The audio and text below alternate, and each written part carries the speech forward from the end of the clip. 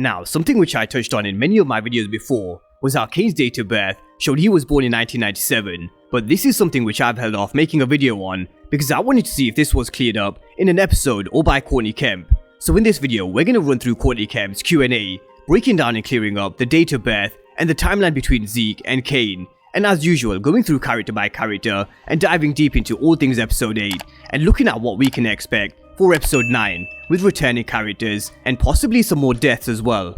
But let's start with the timeline and Kane and Zeke's date of birth. Is it possible that Kane is Mecca's son and Zeke is Lorenzo's son? No. It is exactly what we said. No, that is not, we're not trying to be, what's it called? Funny with it. Okay.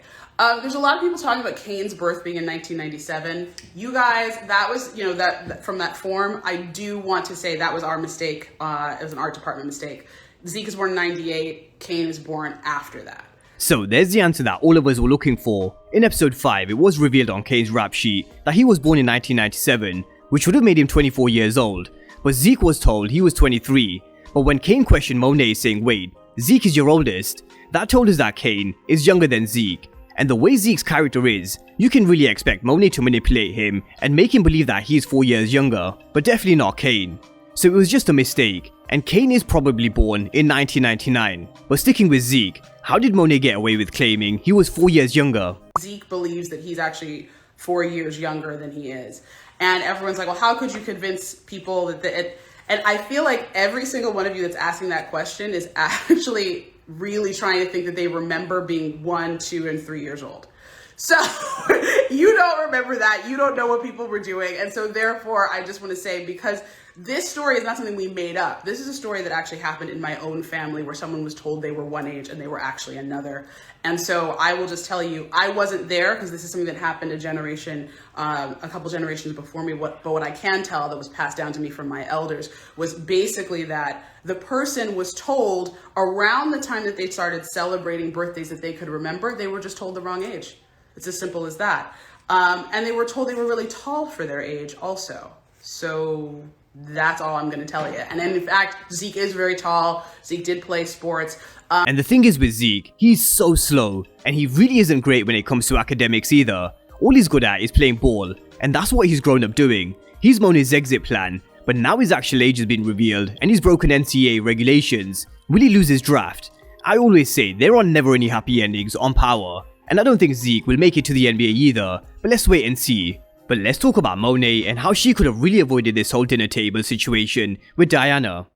Asks, in the dinner scene, did Diana originally plan to spill the tea, or did Monet trigger it by blasting her about Tariq? Monet triggered it. However, Monet did have an option. You guys know I love to do this, right? I love to make people be their own biggest enemy.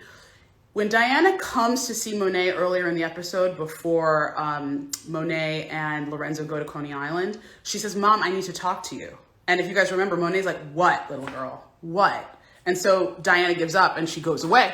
That was her opportunity to have the conversation privately. And this is the scene where Diana came to Monet and said, I need to talk to you. And if Monet turned around and sat down with Diana, maybe the truth wouldn't have come out the way it did. It definitely would have come out, but it would have been different. But Monet pushed Diana into blowing her up because their relationship isn't exactly the best at this moment, and it hasn't been for a long time. But now that Monet's secret has been revealed, what will it do with their relationship with Lorenzo? About Zeke's age, I want to be really clear. The lying about Zeke's age would not have been necessary, but for Monet having to do some revisionist history when she met Lorenzo. We didn't get into this in the episode because we just didn't have time, but maybe in season 3, it'll be explained that Lorenzo was told by Monet that he was her first. KLCWX_ says, Monet is scared of Lorenzo. In general, no, she is not. However, in the dinner scene, when he says you should go, I don't know about you, I would go because he is a killer. And he just found out that I lied to him and all of our kids. Like, it's not a good look. I would leave.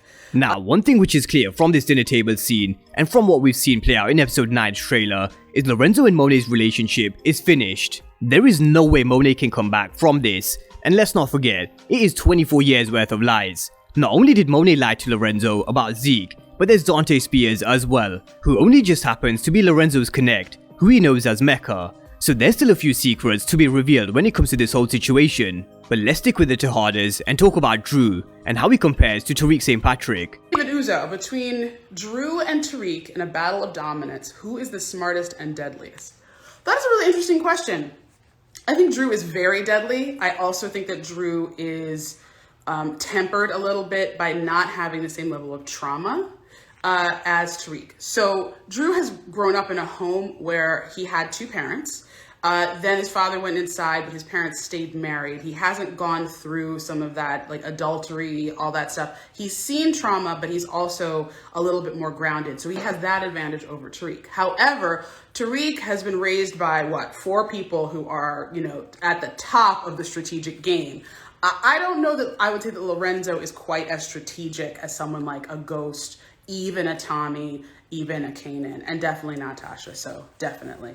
Now with Drew and Tariq, there are a lot of differences. Tariq didn't grow up in the streets, and you can see Drew knows how to fight, and when he sees red, he really does lose control and go into this demon mode. For example, in episode 8, when he choked out Lil Guap. But then we can say Drew's not been through or seen some of the things Tariq has.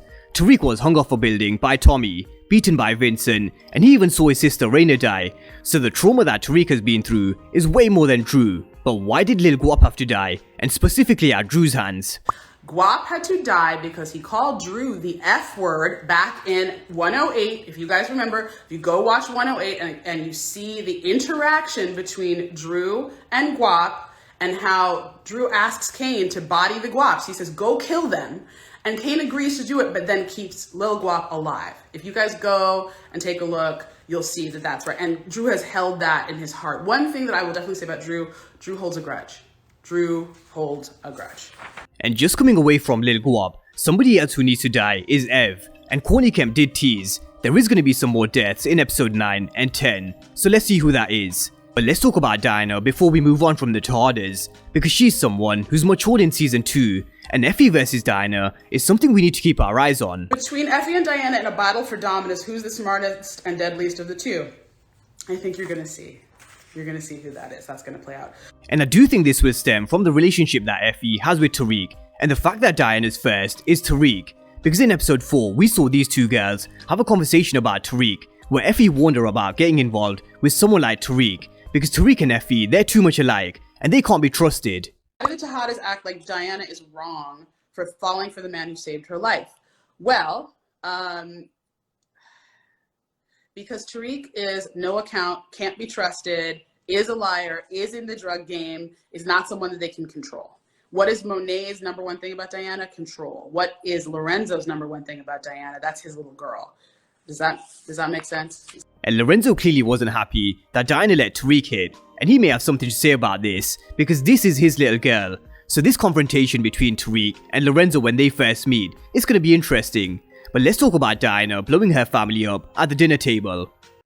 I do want to kind of ask in our last few minutes, do you guys feel like Diana made the right decision in telling everybody, or like she made the wrong decision in telling everybody? Because some people feel like she's a gangster, and some people feel like she was totally wrong to do that. So was she right? It actually goes back to this scene where she went to Monet to speak to her to get some answers. But I feel it goes further back, because Monet's held this grudge against Diana ever since she went behind her back and had Lorenzo released from prison with the money that she stole from the bar. And we've seen Monet acting really awkward with Diana ever since. So Diana thought, fuck this, I've had enough. But let's talk about Mecca and Kane and Effie as well. Dope by nature. I know Mecca got cameras all throughout his spot, because come on. I'm dope by nature. The power was out. So there is no footage of what happened in his. That's why Effie had to take care of the cameras. Writer asks, does Dante know Kane set him up? What a great question. We tried to leave this relatively ambiguous, but I definitely want to say that Mecca always has something to hide, and I'll leave it like that. So with them stealing the ring, Mecca does have cameras, but Effie cut the power, so he doesn't have access to any of his CCTV. Now in my opinion, on the second point, Mecca definitely knows that Kane had something to do with the heist, and for him to continue manipulating Kane, the chef had to go unfortunately, and Mecca couldn't kill Kane, because he knows that he's Monet's son. Is Mecca Effie's old connect? I know a lot of you guys have been asking about a relationship between Mecca and Effie. Again, I will just tell you guys that I don't want to answer that question, but I do want you guys to stay tuned. Now, this is something we need to keep our eyes on, because I know a lot of people don't trust Effie, But is that because she has connections with Mecca? If she does, Tariq definitely needs to watch his back. And speaking of Tariq, let's move on and talk about this moment where Daniel revealed Yaz is going to be adopted. I'm going to explain this to you guys because a lot of people think that Ghost's preparations in his will are evidence that Ghost is still alive and watching Tariq. It is not. For those of you guys who have done like a lot of estate planning, as I have, you have to sort of be aware of any possible situation. So if you look at, and you want to go back and look, and some of you will, I know, a lot of the preparations that Ghost has made involve he and Tasha being murdered in his mind, he and Tommy and everyone being murdered. In other words, he has actually put things in place in case there are murders. So in this episode, when Daniel Warren says, well, she's put up for adoption and her name is stricken from the record, she's supposed to have her name changed. That is literally about if someone wiped out all the St. Patrick's or was looking for St. Patrick's, it's Ghost thinking his way through all of that. It is not about him knowing what Tariq is doing at all. Sorry. I mean, I understand why you guys think that. I get that. That's not what's happening at all. And this is Ghost still making chess moves, showing Tariq who he was, how he was someone who was always thinking 3 moves ahead. And Tariq's reaction told us he's someone who's still young and learning who Ghost was. And I do think eventually Tariq will want out of the game exactly like Ghost did. But what about returning characters? Is a power character coming back for episode 9 or 10? Please stay tuned. There's a lot of fan service in the next 2 episodes, that I can promise you. So are we finally going to see the return of 2-Bit? Because it's been a long time coming, and he still needs to collect from Tariq, and it would be ironic. He's just managed to pay Davis McLean, and all of a sudden, 2-Bit's back to collect. So could it be 2-Bit, Cristobal, or Roberto? And they were the other 2 characters who were listed on IMDb, which we have to take with a pinch of salt, because we've not seen any of them so far. But there are going to be some returning characters, so let me know who you think could be returning. But I'm going to leave you guys with what Courtney Kemp teased for episode 9. Next week, and what we can expect next week. Well, what do you guys already know? You know that Zeke discovered Carrie's body, so that's going to energize a whole bunch of people, especially people who used to have a sexual relationship with her.